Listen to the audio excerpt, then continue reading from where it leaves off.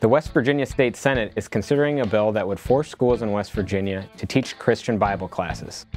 It is troubling that lawmakers would initiate such a transparent attempt to impose religion on other people's children.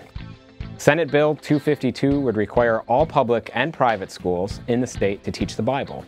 We can learn a lot about the intent behind the bill by listening to what Senator Mike Azinger, the bill's sponsor, had to say about it last week at an Education Committee hearing. First, he justified the bill by falsely claiming that the United States was founded upon the Bible. Your question about the other religion is a legitimate one. A lot of people have asked that.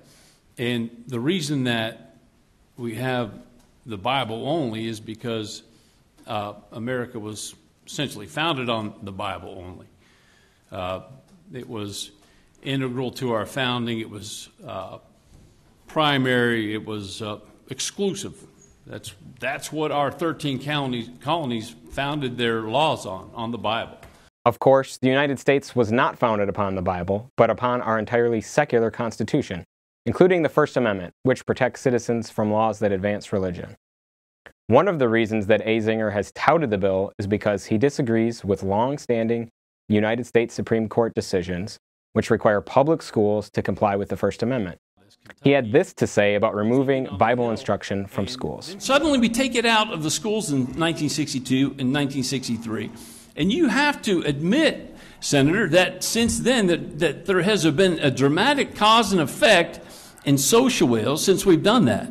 That's not a mistake. I think if you go back to the 30s, Senator, that the generation before the flappers would tell you that's when the denigration of society began. But regardless, let me just ask you one final question. Oh, you go back to Darwin in 1859 if you want to. He seems to claim that Charles Darwin is responsible for what he views as a moral decline.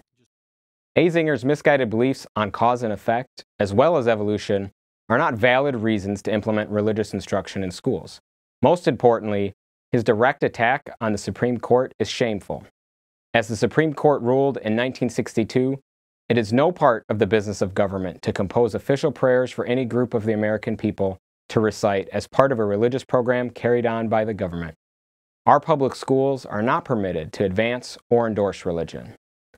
This bill would have a direct impact on how schools operate. A school principal provided testimony that highlighted the difficulty in implementing the law. There are many electives that we would like to offer, especially at our high school, that we just do not have the hands to offer. I mean, you cover your language arts, band, the arts, and that's basically, I would venture to say most counties are facing that. We live in an age of confusion, don't we, in a lot of areas. You know, kids are sexually confused. Kids are confused about absolutes. We live in a humanistic era with where truth is relative. And so this causes a lot of confusion and a lot of problems. And one thing that the Bible does is it brings moral clarity. It is apparent that Azinger's personal fundamentalist views are why he wants to mandate that schools teach the Bible. That would put schools in a precarious position. We know that at least one West Virginia school system had already been illegally teaching the Bible. FFRF and 2 parents stopped unconstitutional Bible courses in Mercer County last year. The classes were run like a Sunday school classroom, with teachers promoting creationism.